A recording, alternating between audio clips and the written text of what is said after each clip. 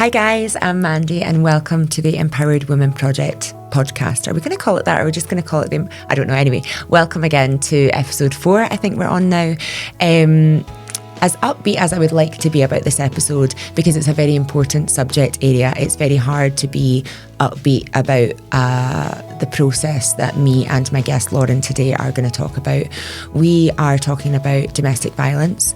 We're talking about the process of having someone charged of domestic violence, and we're talking about life sort of after going through a process like that. So a bit of a trigger warning if that's not something you feel you can listen to. We're going to talk about some pretty harrowing topics, but I think that Lauren's work and advocacy is going to help a lot of women.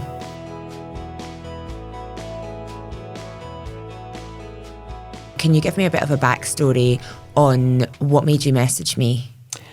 So messaging you, I obviously had kind of awareness of you from your performance bodybuilding days. Like I knew you trained in PG and things like that. So I've kind of always had a bit of an interest in who you are just through that. Like, oh, I know you, but we've on and off followed each other. It's one of those ones. It's like, oh, I know her. You know, what's she up to? I knew you did the Empowered Women Project.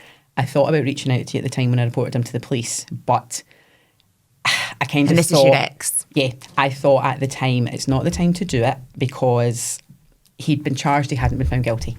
And I think you have to be very careful with what you say and what you don't say because it can be used against you. So I didn't reach out at that point because I thought I'm going to do myself a disservice in court or I'm going to end up saying slanderous things or, you know, whatever. And was that hard to stay quiet at the time? No, because I had...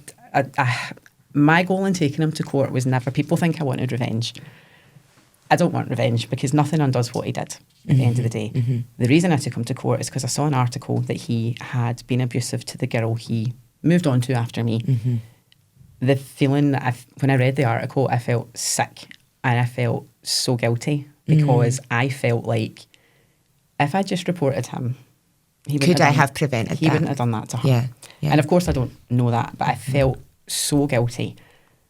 And I knew that I had essentially 3 years worth of emails, texts, people from my life who could confirm what I was saying. And remember that not everybody feels, I suppose, confident enough to report something that happened to them, whereas you sound like you were really in your power collecting your evidence sort of thing. I wasn't. I was quite broken after we split up and I was terrified of him and I was happy he was leaving me alone. One of my friends who was a big support to me at the time kept kind of saying to me, you should be acting on this. This is going to come back to haunt you. He was like, I know you.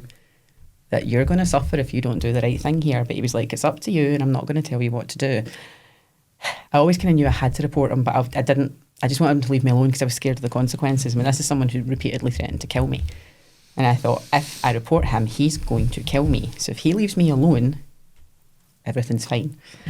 Anyway, I did report him. And then, so circling back to why I reached out to you, I've seen so much lately.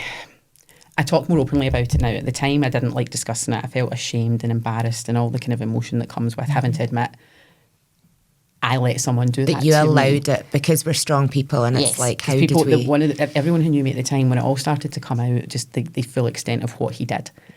People who knew me and knew me well were like, how did he do that to you? And I'm like, do you know how infuriating that is? Because do you think I haven't asked myself that over and over and over again? And now I do speak more freely about it because it's such a common problem that every girl I seem to speak to lately has experience of abuse or coercive control or narcissistic abuse. And I just think it's something that has to be spoken about more. And you know what? It's so veiled sometimes as other things. And I think women like us who put ourselves out there, who lift weights, who take care of ourselves are actually in a way more susceptible because they come in, they act like they love the way it's been described to me is they love the chaos, they love it all, but then they don't.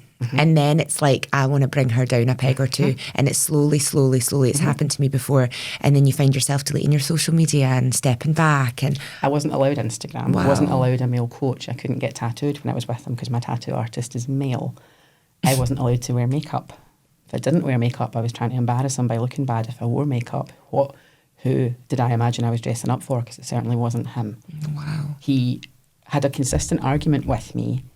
You know, like when you walk into performance, when you walk in, there's like the office and then there's the wee door to go into the gym. So we walked in one day and a guy opened the door for me and I went, thanks. For the duration of our relationship, he referred to this guy as home and away because he wore board shorts to train in. And that for 3 years was an argument of ours because he believed that I was sleeping with the man because I said thank you to him. That, you know, and having to admit to people, like I think...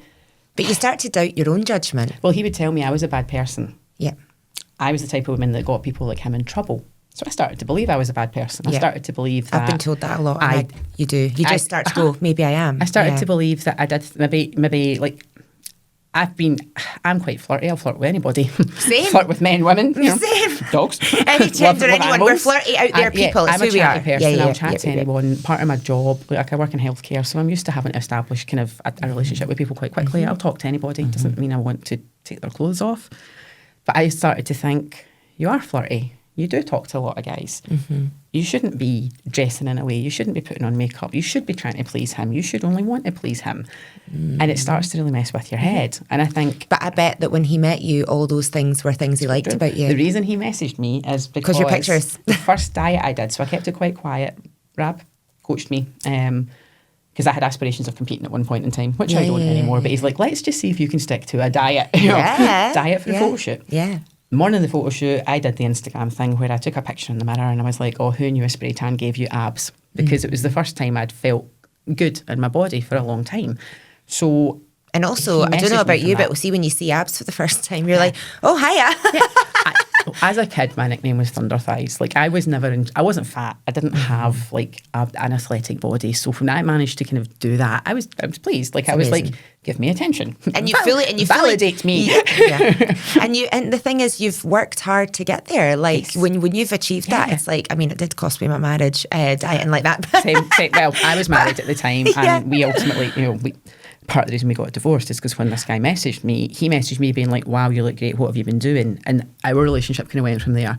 I didn't have an affair, but I knew at that point I had to face the reality that my husband and I, who's not a bad guy at all, we were not suited. And same. We were not suited. We weren't happy. And I think for me, the fact I wanted that attention from someone else. I knew that the marriage was over. That signals something to you, yeah, exactly. But he was giving me the attention I wasn't getting. But the reason he messaged me was because of my appearance. And he wanted that to show off, but it was very, very much on his terms. On his terms, yeah. And it just, I think... When was your first sort of red flag? Oh, so, hilariously. First messages. Only a couple of weeks in, alcohol was a big feature. He's not, I don't think I can say he's an alcoholic, but he was a very, very heavy drinker and a very different person when he drank. He got drunk and he had been married before and had a daughter, so still had contact with his ex-wife because his daughter was young at the time. He got very, very drunk one weekend and started to send me, they weren't abusive messages, they were bizarre messages. And he was supposed to come and see me that night and he didn't. And I think he was probably with his ex-wife looking back. Didn't get an explanation for the behaviour. It was kind of wiped under the table. And it's something I wouldn't normally tolerate. I would have just been like, you're not worth the hassle. I don't need to put up with this. But I did. So looking back, that there were issues all along. But narcissistic abuse is so textbook. That's the frightening thing. I think it's so textbook. And that's something the court don't really consider either. The court, like, to me, not to be American about it, but to me there should be someone who speaks to the court. Someone who doesn't know anybody, like an expert in narcissistic abuse, who doesn't know me, doesn't know him, doesn't know what he's accused of, but can explain the traits of narcissistic abuse. Because that's the other thing, the defence lawyer, they use it against you, because I fully appreciate, looking back in a relationship, when I tell people what he did, you'd be like, see, the first time he did that, why wasn't that enough? The second time he did that, the third time, when it escalated to this and this and this. But by that time, your self-esteem has been like whittled and whittled and whittled, yes, to the point where you're actually just desperate for anything positive because you remember what it was like in the beginning, and you sort of cling on to that feeling. And they also isolate you so successfully from everybody that they become your only source of anything. I was resigned to dying in the relationship because I had hidden everything so well from people. I didn't know how to turn around and say, I'm scared he's going to kill me. And at the same time, so the logical thing, if you were sitting telling me someone threatened you with that, I'd be telling you to leave. I used to cry when he was there because I was scared of him. But see, when he left, I would cry because he'd left, because I didn't know what to do when he wasn't there, because I didn't have anyone It's like a Stockholm else. syndrome thing. They create that. They create it so that you're their only source of anything. Yes. And it got to the point where I didn't want to be with him, but I didn't know how to be without him. Yeah. Now, how do you explain that to people? I'm scared he's going to kill me, but I'm going to go back home to him because I'm scared he's going to kill me. It's also, well, it was also safe. It's like the shark in the water kind of analogy as well, where if he was there, I knew he was there. Yeah. After we split up for 6 months at least, probably longer, I was terrified of my own shadow because I didn't know where he was. I lived in a flat at the time and my parking space was at the back of the building. I wouldn't park in it because I thought he'll be there. I couldn't go to the gym myself because it was the gym he'd used. And I thought he's going to come to the gym to get me. He knew where I worked. My bail conditions, I had bail conditions in place after I reported him, but the one place they didn't apply was where I worked because it was the local hospital with an A&E. So he could be there. I would have to report him if he turned up, and it was up to the police to then determine whether it was. So do you think in that time between you reporting him and just, him being charged, whatever it was, what's the timeline and what protection did you have? It doesn't sound like you had very much. So I think they're quite naive. I think the police can only do what they can do. So I think it was about 6 months after we'd split, he continued to try and contact me. I blocked him and everything, so he had to email me because he couldn't get me on anything else. So he'd alternate between telling me that he loved me and I was the best thing ever, to I was an absolute scumbag, vile, rotten human who'd ruined his life. Then he realised the girl that he'd moved on with, I think, he was having issues with her. So I think to try to cover his back with her, he was trying to reel me back in. Because if he could get me back on side, I think somewhere inside he knew that I had evidence that would confirm everything he was doing. So there was this kind of cat and mouse game going on.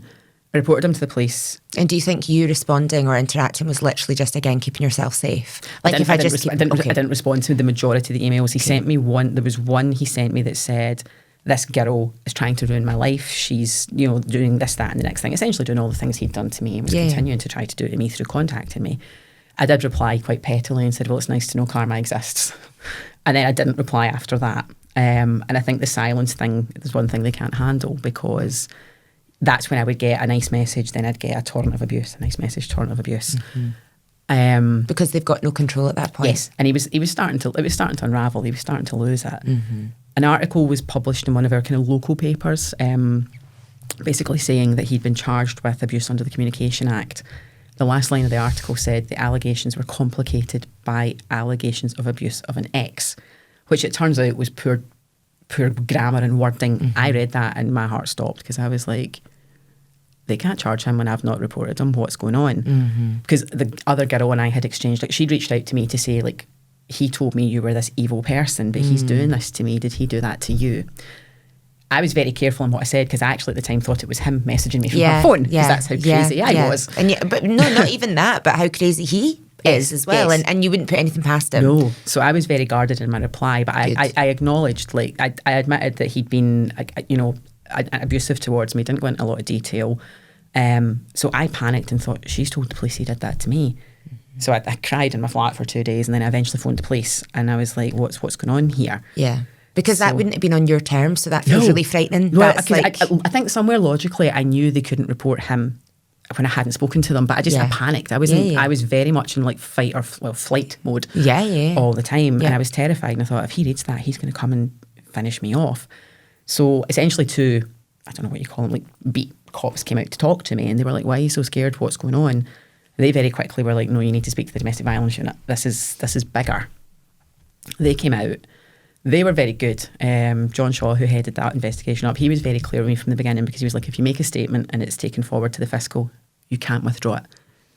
You can't. People seem to think, the withdraw your statement gets banded about. You can't. You will be, you'll be in contempt of court. I think that's a very, very good point to say then, because, again, I'm not going into too much detail, but me and others haven't reported things that have happened for fear of, I didn't know you couldn't withdraw it. So in my mind, that's good to know, because I think women think, okay, if I make it and then I'm scared, you can talk to the police, you can tell them, you can show them your evidence, but if you go ahead with making that complaint, he did say to me when we were in court, he was like, we can't drag you to court and electrocute you till you speak, but he was like, if you make a statement and it's taken forward, it's legally binding. You will be in contempt of court if you don't follow through on it. So he was like, you need to think very carefully about what you want to do. So a very long conversation with them. wanted to go ahead after speaking to my family and things, made the statement. And do you think your motivation was protecting other women? Was your motivation thinking about what you would tell me or other people to do? It was to protect other women, because he made 3 direct, he made repeated verbal threats to my life. He made 3 attempts at killing me, because I think he knew that if the story started to come out, he knew what, I think it was somewhere deep inside, he knew what he was doing was wrong. The game was up almost? I think so. Like, I know, And maybe not even on a conscious level, but I think he knew the only way, there was only one way to protect himself, and that was to kill me. And it got to a stage in our relationship during lockdown where my presence infuriated him. That's so scary. Like, and lockdown forced people to be stuck with people. Well, in lockdown, I worked in a male prison, because that was my job at the time. He thought I was sleeping with the guards, sleeping with prisoners, sleeping with anyone with a penis, because that's what you do. That's what you do at work. You do at work, and especially in a prison, obviously. So that kind of that made things just escalate, because he was furloughed. He was in my flat all day with nothing to do but stew about how much he hated me. I was at work. I'd come in from work. It was a stressful environment at the time. It was during lockdown. It was a male prison with a variety of prisoners in it. It was a stressful environment. So that just kind of made everything worse. Would you be like sort of up to high-do about going home as well? Terrified of going home, because he would message me. So when you work in a prison, you cannot have your mobile phone, obviously, in the building. So the only way you can communicate with the outside world is through email. So he would email me and be like, I'm going to have a drink. And I'd be like, please don't, because whenever he drank, that's when he would be abusive. Well, not the only time, but that massively escalated it. Yep. So he would be like, I'm going to drink. I should be allowed to drink. I'd be sitting at work just like, what am I going home to? I know what I'm going home to. So ironically, my job was my safe place. And I told him at one point, I was like, I feel safer. The prison I worked in had a variety of prisoners. There was House 1 that had long-term prisoners who were, murderers and different things. And then there was House Block 2, which were less serious criminals. I told him, I feel safer with the murderers than I do with you. And he laughed. And like that wasn't a sentence I said for dramatic input or effect. Prisoners at work were nicer to me than he was. Do you think he was completely unawares of the environment he was creating? Do you think he was completely... I think he thought he was entitled to create it. He told me, he would tell me, this is your fault, you do this. He told me that a man can't rape his wife or girlfriend because they belong to them. And they will always belong to them. And I think he believes that, because he maintains his innocence at the moment. And I think it's because he believes he's not done anything wrong. Because within that relationship, he feels like he's entitled, owns me. My behaviour, when I would say, like, I don't want you to drink because I'm not safe when you drink, that was me trying to tell him what to do. And I didn't have the right to do that, because he could do what he wanted around me, to me. There was no consequence for him. And we were talking earlier a wee bit about the actual court system and how it's not set up to really support women. So, and that really was the motivation for you coming on to speak. So what was that process like? Tell us a bit about that. So I reported him in, I'm sure it was 2021. Went to court last year. Oh my goodness. So during that time, there were multiple police interviews which had to happen where they needed. So the police took my statement and then they take it away. And I had evidence. I had my phone, I had text messages, I had emails, I had a timeline which supported key parts of the court process, basically. So they had to take my phone. That's another thing that they don't tell you. So I had bail conditions which I needed my phone to phone the police. I had a GRAS marker against my name, which meant if I was ever scared, phone the police, they'll come. To get the evidence off my phone, they had to take my phone away. So I was in Ayrshire. They had to take my phone to Glasgow. So I was left for 6 hours without my phone. I didn't have a landline in my house. We don't. So I didn't have... So my bail conditions were reliant on me being able to phone the police to come and get me, but I didn't have my phone to phone the police. That's in this day and age, why can't you come to my house with a laptop or a secure device and take that? Or why can't I come with you to the safe, secure police station? Maybe I can't sit in the room while you do it, but why can't I come to a secure, safe environment? Don't leave me in my flat. So I'm not a sitting duck in the place he knows I live. Yeah. Because at this stage, he knows I've reported him. Yeah. He knows he knows that the net's closing in. So to me, that's horrific. I don't understand how I am not a technology type person, but I don't understand how in this day and age, there's not a better system for getting evidence of a piece of technology. No. That's wild. That needs to change. Wild to me. So that's the first kind of hurdle. There were several times where the police had to come back and speak to me about key points. One of them being the rape and the sexual assault. The phone call I got was, we just need to pop in and clarify some details with you. I was like, okay. So they came, and that then became a kind of 1.5 to 2 hour conversation. I was scheduled to work that night. Had I known that's what we were going to talk about, I would have made it for another day, or I would have contacted my work and told them, look, I can't come in Because tonight. that's too heavy. Because that's...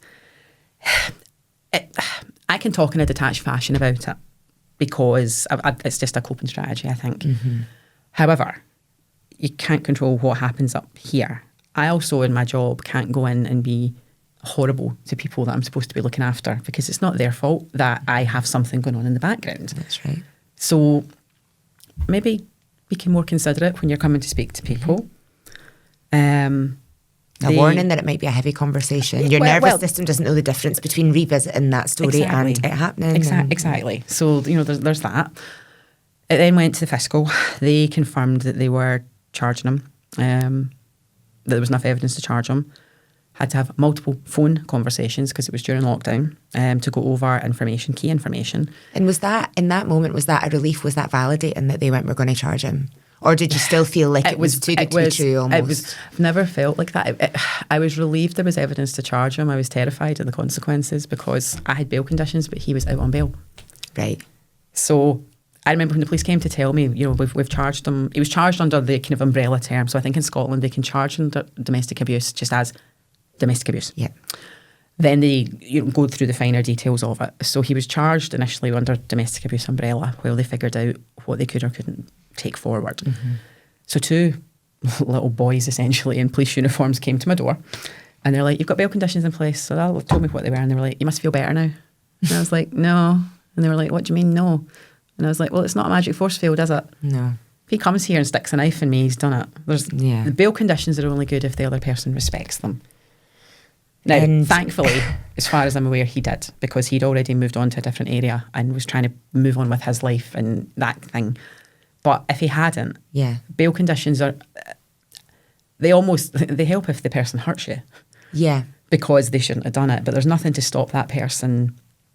He could have turned up at my place of work and pretended he had to go to A&E. I think in a way what's protected you in the end, the force field, has been his narcissism, actually. Yes. Because that is their own force field, because the idea that everyone would know exactly what he is terrifying to these people. Yes. And he had moved on at this point to the new partner, I believe, with this timeline. So he had to portray me as the bad person. So he was having to keep his own behaviour very clean, because for him to be able to spin the lies that he has, I had to make me the bad guy. Yeah, 100%. So that's kind of what happened there. So I had my magic bail conditions that I was meant to be relieved about. Didn't feel relieved about them at all. I basically just existed in scared mode, waiting for it to go to court. Was given a court date, which fell through because his side had asked for more time to prepare evidence. Was that nerve-wracking as well, knowing that they're building a... No, because I knew he had nothing. Yeah, okay, fair. I was very lucky. I had on my phone every text message he'd ever sent me, every email he'd ever sent me. I have an email from him where he essentially admits everything, written by himself. I have messages from him from they're the masters of their own downfall. Yes, because it's an email where he's berating me and he thinks he's telling me all the things I did wrong, but by telling me all the things I did wrong, he's actually telling all the things he did. Yeah. So he was the master of his own downfall. But I had so many messages that would confirm there were particular nights that stuck out when I spoke to the police of him doing certain things and behaving in a certain way, and I had all the messages from him. I knew I had evidence. I knew that I wasn't lying. My story's never changed. There's no need to change it because it's what happened. So I was never worried about what they were going to try to use against me. I was more worried of the consequences of him coming to hurt me to stop the court case happening. But I think he also genuinely thought, in a way, he'd get away with it, because I do think he thinks he didn't do anything wrong. Yeah. And I think that's what kept me safe, because I think if he had really thought for a minute he was going to be found guilty, I'm in no doubt he would have harmed me, because he couldn't risk it coming out. Yeah, that's right. He had his wedding booked for the 2 weeks after the court case, because he thought he was going to be found. And have you innocent. spoke to the wife, the partner? No, the wife gave evidence for him in court, even though he's got a previous charge which was then dropped because she wouldn't give evidence against him. She spoke up in his favour. However, she's the mother of his child. Okay. So I think there's maybe... I'm not going to speak on There's her behalf. different- I you think can't- there's reasons. different I think layers. There's reasons, I think, for why she supported him. Yeah. It did come out in sentencing, though, that the judge made a comment that he had a previous charge for abusing her. Mm. And was that difficult to see that happen? Did you have a forewarning that there was going to be someone supporting him or anything like that? No, well, I was told to stay away from court. I was told to stay away because it looks okay. bad for the jury. This is another part of the system that's flawed. Okay. So It's giving stay a victim. Yeah, yes. So I'm jumping all over the place here. No, it's so, all right. So the fiscal would phone me to clinic over information, done over the phone. Very hard to do over the phone because you're asking me about emails, text messages. I'm on my phone, so I'm like, jumping all over the place. Eventually got the court date that was set. So I got a phone call from a victim support person to tell me, if it would help, I could look at my statement. Well, I gave it 3 years ago, so it probably helped to have a wee refresher, yeah. Mm-hmm. So I was told they would come to either the Kilmarnock court or I now live in Dumbarton. They'd come to the Dumbarton court to let me see it. Then a day later, I got a phone call to say, well, that wasn't convenient for them, so could I come to Glasgow? It's not really convenient for me, but okay, I'll accommodate you, okay. Literally got the pieces of paper and told, there you go, you can read them. And that was it. Then I was told that I would get a video call with the advocate deputy who would be prosecuting. So they prosecute in the interest of public safety. So he's not my lawyer. It's not, because people would say it's your court case. It's not, I'm a witness for the Crown because he's being prosecuted in the interest of public safety. So he is a lawyer. I don't. Phone call from the advocate deputy and the witness support person sits in on that. So he was very clear, like, we are not going to discuss your evidence. We are not going to discuss anything about the court case. I'm going to explain the process to you, and that's that. Okay. So he kind of explained what it's like when you go into court, and they would kind of outline the case. I would be one of the first witnesses. They go through all those witnesses. They then go on to the defence's evidence, and then that's it essentially. Okay, fine. Get a court date. Got queried with them, how do I get in the building? Because he's out on remand. I've got bail conditions in place. He's not allowed to be near me. If you don't feel safe coming in the building, you can come in the back door. So we got an email with the map. The back door is the building the Serco trucks take the prisoners in. Why am I going in a back door to maintain my safety when I'm supposed to be the victim, which I hate the word, however, I'm the victim here. And I have to sneak in a back door while he gets to walk in with his family. How's that okay? It's not okay. What's the messaging and how's that meant to make me feel? And the thing is, sitting here talking to you today, I don't see you as a victim at all. I see you as super strong, a survivor, someone who is now trying to advocate for other women. So how dare, the process make you feel like, oh, sorry, I'll just go in the back. They offered that as a solution. And I remember, I was furious, my poor sister, throughout this process, she's probably more traumatised than I am. And I remember, phoning her furious, venomous at the fact that I had to go in this back door. I did it the first day. The victim support person came and got me, and you're snuck in the back door and snuck up a back staircase and put into a room by yourself. Told, if you go out at lunchtime, he might be in the surrounding area. Well, he shouldn't be, because I've got bail conditions. He's not allowed to be near me. So wasn't too sure what to do about that. Was told that I couldn't speak to any of my witnesses because they're my witnesses. So my sister was one of my witnesses, so I wasn't allowed to speak to her. My mum at the time, so great. So you're on this really stressful day at court with nobody. Don't dare have lunch or a coffee with your sister because you might, because she's your witness. No, I'm not being funny, but if we're going to corroborate and invent a story, we're probably going to do it in the 3-year time between reporting them and taking it to court. What are you going to do in an hour? I'm not going to hash out a story with her in the morning before it. That's ridiculous. It's a very, very isolating experience. Was eventually called into court. So you go from one holding area in the back of the building to a holding area to go into court. Go in the room, and my sister's in the room. My sister I'm not allowed to talk to. I'm like, hi, what's going on here? Very, very strange process. Went into court, sworn in. So I go into court.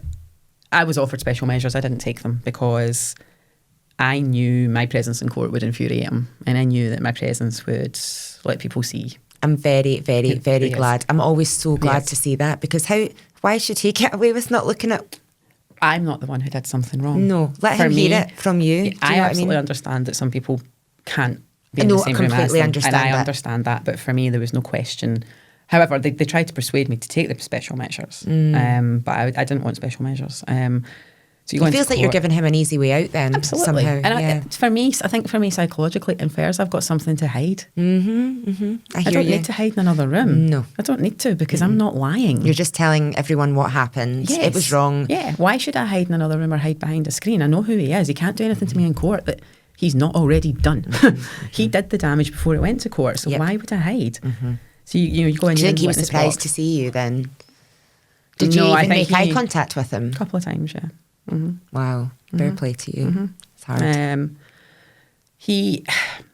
I don't think he'll be surprised I did that, because deep down he knows how strong a person you are. It was just his mission, either consciously or subconsciously, to break that down. No, I think it was conscious. He tried to break me, and I think when the police initially charged him, he would know what was going to happen somewhere, because I'm not going to shy away from it. I'm not hiding.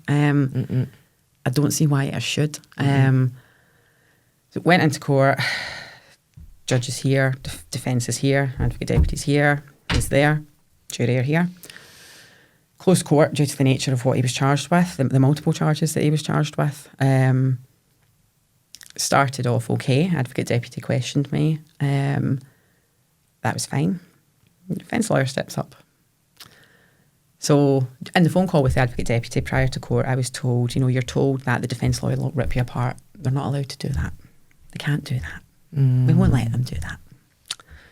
Okay. So the defence lawyer opened with asking why I didn't speak to John's mum about his abusive behaviour, because she had a background in social work.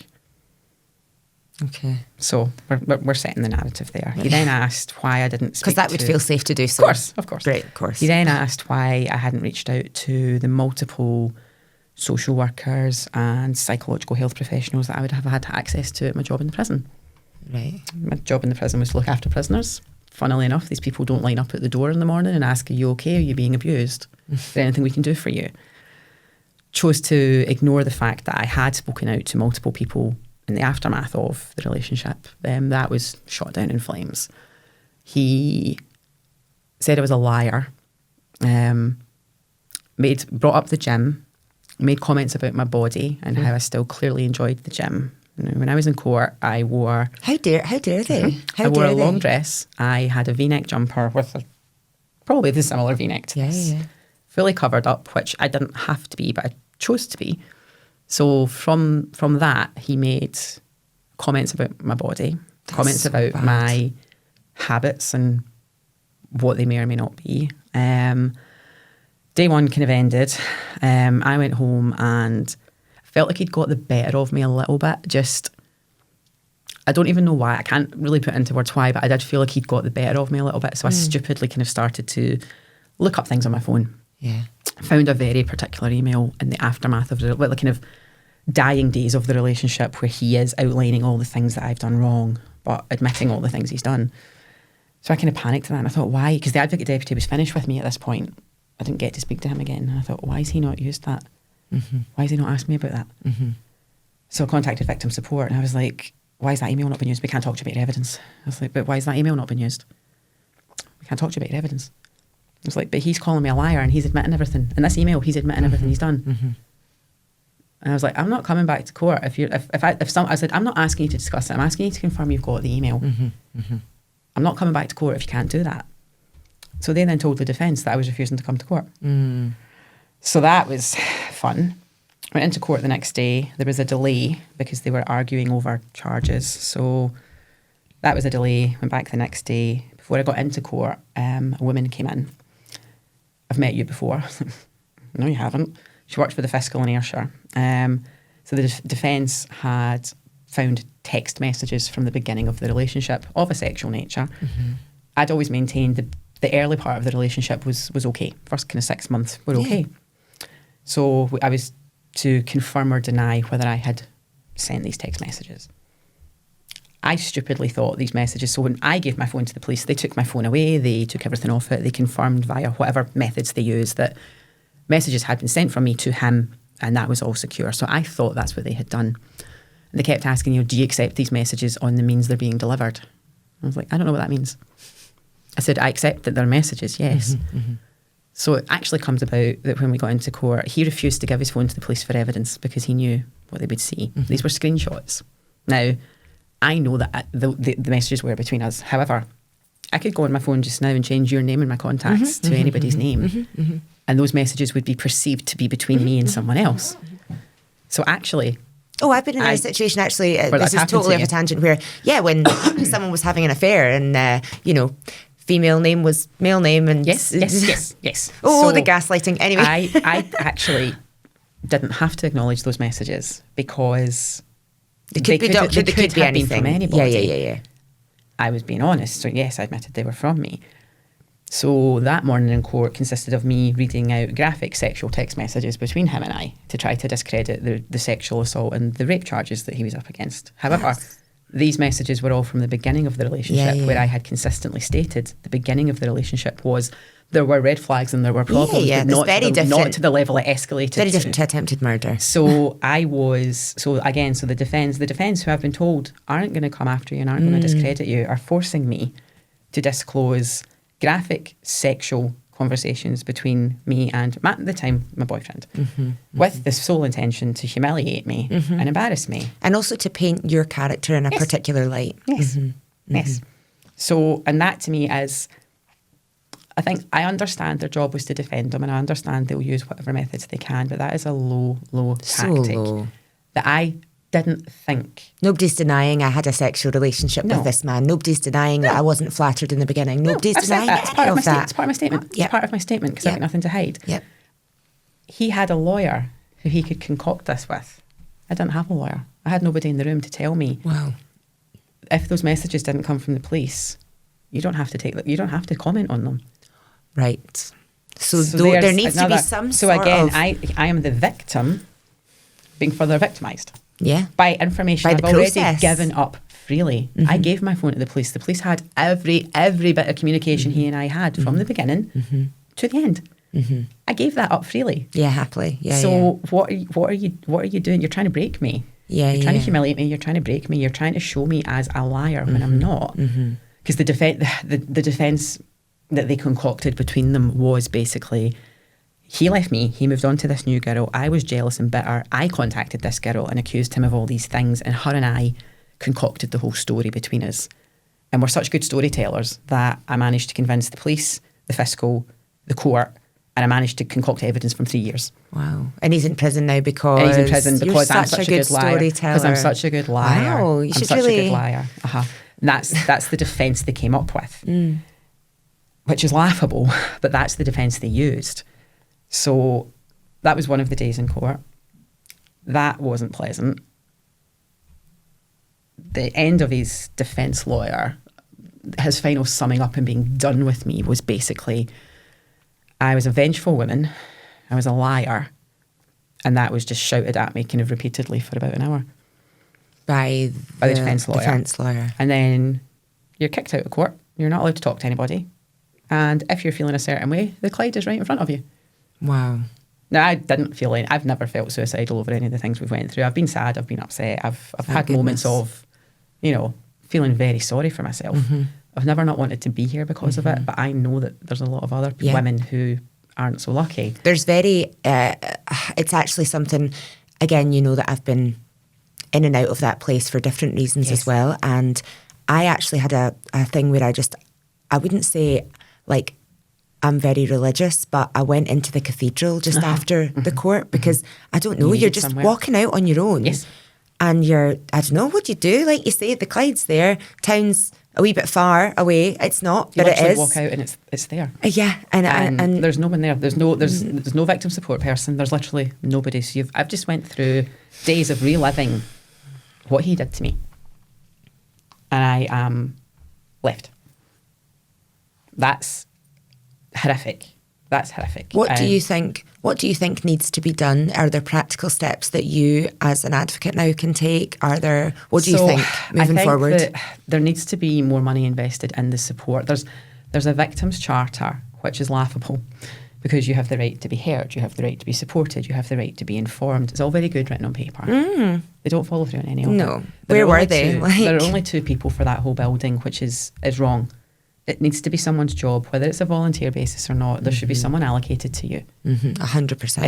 If you it sounds like you really didn't have that point of contact. I had nobody. And the person I did have, part of his defence lawyer's summing up with me was, you are a spiteful, horrible woman who wanted to control the narrative in here, and when you were told you couldn't, you threw a temper tantrum and refused to come back.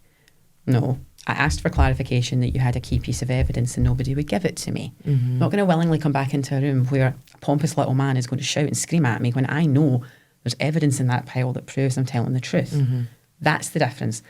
I don't understand why you cannot have a legal representative. I don't think it's fair that he is a lawyer, he can have constant contact with that lawyer. They were able to switch up and change.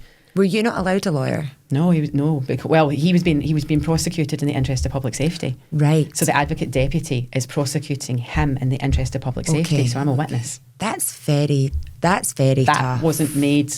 Because people kept saying to me, like, what's your lawyer saying? I'm like, I don't have a lawyer. That's mad to me. I don't have a lawyer.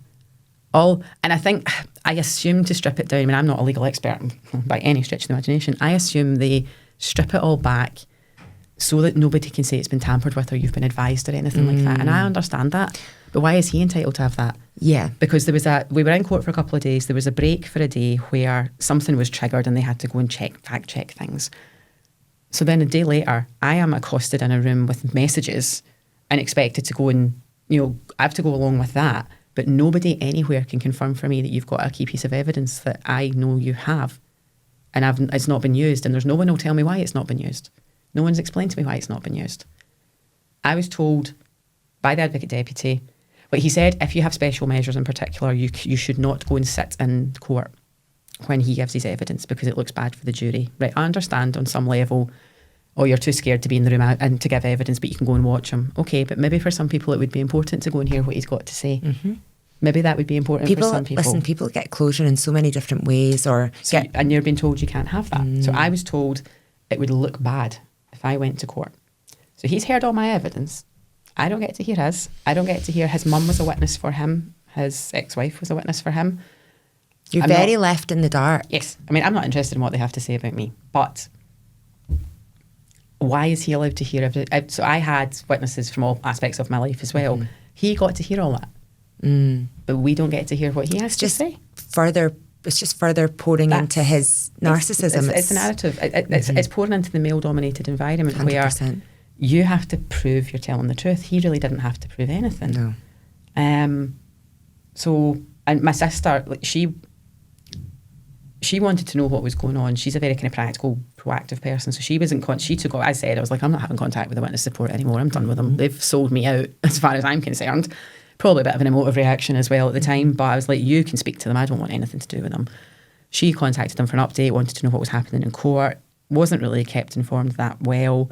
She did go and listen to the final arguments, and one part of the defence's final argument was, the opening line was, does she look like a credible witness? What's not credible about me? I'm a professional person. I've never had even a speeding ticket. Don't have previous charges like your client. So people just love the tattoos and piercings. What's not credible about me? I'd like to know what's not credible about me. So that's, and I was under the impression you weren't allowed to attack people's discriminate based on their appearance. Yeah. I was under the impression you can't do that, but that's your opening line. He twisted one of my witnesses' statements, reworded it, was allowed to do that. So that was the summing up. I'm sure the jury were out for, I think, the afternoon, and then the following morning at midday, my sister phoned me with the verdict, and he was guilty of all charges. And what was your feeling on that? In that moment, is it like relief? Is it like just, I can't even imagine. People say, like, are you happy? I'm not happy because it confirms I was telling the truth, and Yeah. it confirms, and it kind of makes it real. Well, there's a record now of all those things he did to me. Yeah. Was it validating? In a way, I think people who know me know I was telling the truth. Yeah. But to all those people that doubted you and that, you know, thought you weren't, I suppose it's a good kind of fingers up to them, because it's like, no, I was telling the truth. I was telling the truth, and I didn't get upset. I was actually in the car park at the gym at the time. I was like, oh, okay. Yeah. I was surprised, I think, because I'd been warned all along. These things are hard to charge. Sexual assault. I knew he'd be found guilty of the kind of the coercive abuse, the Communication Act, things like that, because I had evidence of that. When it comes to like rape and sexual assault, particularly within a relationship, it is literally your word against theirs. 100%. So when I first spoke to the police about that, so was a lot of that circumstantial evidence? There's ultimately no evidence. Well, you can tell them what happened. There's no real evidence. No. Not unless you filmed it or what that night, or filmed and it, even or whatever, then, what there would be within the confines of a relationship. If you're in a sexual relationship with someone, if they examine you, it will show you had sex. Yeah, it doesn't confirm it was rape. That's right. It's your word against and theirs. the lines are blurry in terms of consent, probably in the eyes of So you have to tell what happened, and it ultimately comes down to who is more a believable storyteller. I was told by the police when I first spoke about it, it wasn't rape, and in the same conversation I was told it wasn't rape, it might have been rape. In fact, that was rape. If he's not done it to anyone else, they'll not charge him, because if the allegation's made within the confines of a kind of relationship, it's your word against theirs. So unless he's done it to previous partners to confirm a pattern of behaviour, they won't even be charged with it. And that in itself, because for me, I think the danger, the physical stuff that he did doesn't bother me. That's done and that's fine. It's the mental impact of going through an abusive relationship that's got a lasting impact. And I think, how do you punish someone for taking that from you? I'm a different person. I will never be the person I was before, and that's because of him. So no sentence, no punishment For me, is ever going to give you that back. He got 8 years, which is actually a good sentence by looking at, it's quite a long sentence for what he did. Do you think he'll ever change? No. He's still maintaining. So he was remanded from court to come back for sentencing, and they were going to do a background report and different things. And funnily enough, I think he had something ludicrous. I think there was over 30 character witnesses provided from various people. The judge said at the time, these people don't know what you did to these women. They don't know you. These women do. The evaluation he underwent during his time in prison, they said in court, he's continued to actively engage in victim blaming, takes no responsibility for his actions, and shows no remorse. Wow. So his appeal's been rejected, I think, on the basis of that and the evidence. It's another thing that I think with the legal system I didn't realise. So had he been found not guilty, I don't get a second go in court. Wow. He does. He's automatically entitled to appeal. So what's the point in the legal process? That's difficult. Thankfully, if you had tried to get him charged, he was found not guilty, your life is massively in danger then. That's it. But he gets, so straight off the bat, because he's guilty, he can apply for an appeal. And then it's up to a board to look at the case, make sure. But this is him. He can continue the control now. As in a sort of roundabout way. If he continues to appeal. So, but the nature of what he has been charged with, he could only appeal once, and it's been rejected. So he can't. Interestingly, the narrative is now being controlled by his fiancée, who has made repeated threats to expose myself and the other victim. Another thing I didn't know prior to going to court. So you have the right to anonymity is bandied about a lot. I thought it was an automatic right. It's not. In Scotland, it's not. The police won't name you. The courts won't name you. The press, as a matter of courtesy, won't name you. There's nothing to stop anyone else naming you unless it's added into the sentence. So after court, this individual contacted one of my witnesses' wives, stated that she knew that this witness lied for me. The statement was lies. She stated that I have a history of accusing men of these crimes. I've been heavily financially compensated for this. I've done it to members of my own family, apparently. Now, my dad's dead and I have a brother-in-law. Don't have any other men in my family. But okay. She stated that the reason this person made a statement for me is because we had an affair. And if his wife could just get him to withdraw his statement so John could get out of jail, please. Now, legally, she's not done anything wrong by doing any of that because there's no such thing as slander in Scotland. Oh. So she can say what she wants about me, and that's okay. She's got a moderate social media following and has made multiple posts about myself and the other victim, who are narcissists apparently, who ruined his life. She's claimed she was in court for all the evidence and knows that we're lying. My evidence was a closed court because of what he was accused of, so she categorically has not. We need to wrap up in a couple of minutes.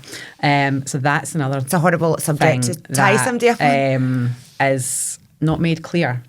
If you go to court, you're not protected in any way, shape or form, because there's nothing to stop anybody, unless we spoke to the Advocate Deputy and they brought it in as a condition of sentencing, so they have to ask the judge to bring that in as part of the sentencing, and thankfully we were given that. So anybody who discloses anything that would lead to us being identified will be in contempt of court and there will be consequences. Had we not known that, we wouldn't have asked for that. So she could if I give my anonymity up completely and discuss and publicly details of everything, I'll do that in my terms. 100%. Not in someone else's terms. And I understand from their point of view it's easier to believe the lie because the truth's too damaging. But you don't get to take me down with you. No. Because I have the texts, I have the emails.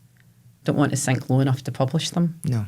But if you back me into a corner, I absolutely will defend myself because 100%. I've not done anything wrong. No, 100%. It's where he's meant to be. 100%. I am not that powerful that I can convince a judge, a jury, and a panel of experts in a prison that I've never met that he is the narcissist abuser that he is. And the fact he's still convincing people that he isn't is just another more proof that he is. Terrifying. Yeah, it is. It's horrible. I got a lifetime no contact order. Amazing. That's for a reason. Yeah. So, well, listen, thank you so much. I know it's been like a difficult topic to discuss, but one that I know you were passionate to share. It's been a joy to meet you, and I could have talked all day, and I'm just really grateful that you came on to share it. I think it's going to help a lot of women. I hope so. That's what I want.